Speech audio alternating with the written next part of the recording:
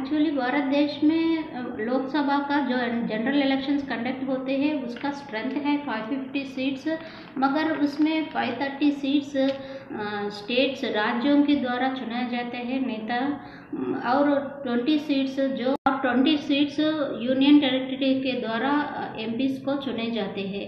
तो इस general election में हम अब पूरा 543 सीट्स के लिए जनरल इलेक्शंस कंडक्ट हो रही है। अप्रैल 19 फेज़ 1 में एक तरफ असेंबली इलेक्शंस भी कुछ स्टेट्स फेस कर रहे हैं, कुछ स्टेट्स केवल जनरल इलेक्शंस कंडक्ट हो रही है। तो मैं आज इस नो योर नेता ये लोकसभा सीट्स के लिए कर रही हूँ। ये फेज़ 1 लोकसभा सीट्स के लिए 1 और 2 सीट्स के लिए ये फेज़ 1 कंडक्ट हो रही है। इसमें जो states Lok Sabha first pole facing कर रही है वो स्टेट्स है 21 स्टेट्स 1 और 2 सीट्स के लिए ये लड़ाई चल रही है। ये दंगल पहला स्टेट है Andaman and Nicobar, Arunachal Pradesh, Assam, Bihar, Chhattisgarh, Madhya Pradesh, Maharashtra, Manipur, Meghalaya, Mizoram, Nagaland, Rajasthan, Sikkim, Tamil Nadu, Tripura, UP, Uttarakhand, west Bengal, Jammu and Kashmir, Lakshadweep and Puducherry. Welcome back.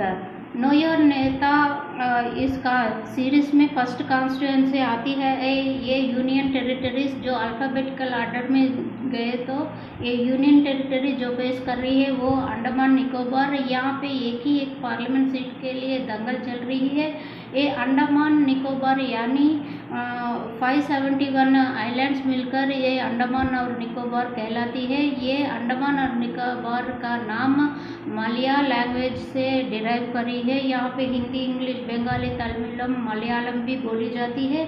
या एक्चुअली 1967 तक यहाँ पे प्रेसिडेंट ऑफ इंडिया ही यहाँ का अपॉइंट करते थे मेंबर ऑफ पार्लियामेंट को, मगर 1967 में इंडियन नेशनल कांग्रेस का KR Ganesan first elected MP है, बोले तो वहाँ के लोग वोट दिए हैं, तो he was elected first MP है वहाँ से।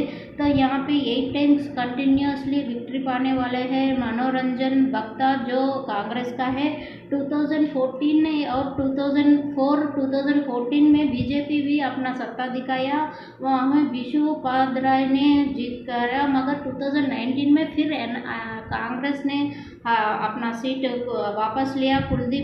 कुलदीप राय शर्मा 2019 में विक्ट्री पाई, इनको 95,000 वोट्स मिले और वोटर्स टर्नआउट अंडमान निकोबार का पूरा 2 लाख वोटर्स है। वहाँ पे 2019 कुलदीप राय शर्मा जो कांग्रेस का है उनको 95,000 यानी 30% वोट्स मिले।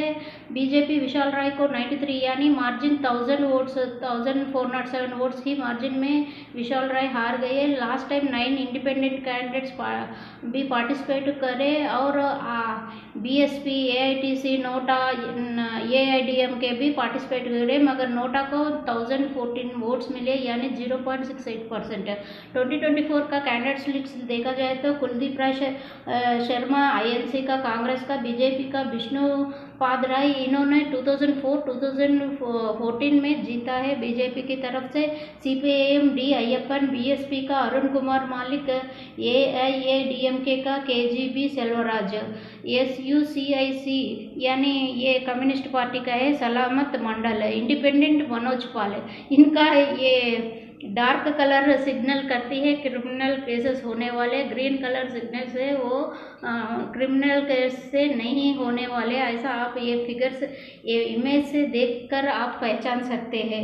ये अंडमान निकोबार में 31 इनहैबिटेंट्स लोग यानी ट्राइब्स होने पर भी 31 इनहैबिटेंट्स होने पर भी अंडमान निकोबार जनरल कैटेगरी में आते। और यहाँ पे नॉर्थ अंडमान साउथ निकोबार चेन्नई से 1000 किलोमीटर्स में और 900 किलोमीटर्स कोलकाता से दूर है, इसीलिए ये पोर्ट ब्लेयर से जो कैपिटल सिटी है, तो इसीलिए AIADMK, तृणमूल कांग्रेस, BSP और इंडिपेंडेंस और CPI यहाँ पे पार्टिसिपेट देखने को मिलती है। तो say big hi to Andaman Nicobar. आप इतना दिन 67 से पार्टिसिपेट करते हुए भी आप लोग नेशनल बिल्डिंग प्रोसेस में इतना जम के आप दंगल में पार्टिसिपेट कर रहे हैं, इसके लिए भी हैट्स ऑफ। आप 2024 अप्रैल 19 को जनरल इलेक्शन में ज़रूर पार्टिसिपेट कीजिए, आपका वोट भी कीमती है। और अंडमान निकोबार आइलैंड का जो भी MP निकल के आते हैं वो गवर्नमेंट मेकिंग में बहुत इम्पोर्टेंट रखते हैं। आप एक बार इसका हिस्ट्री देखें तो पता चलता है। इसीलिए जय हिंद, जय भारत, आप ज़रूर वोट दीजिए।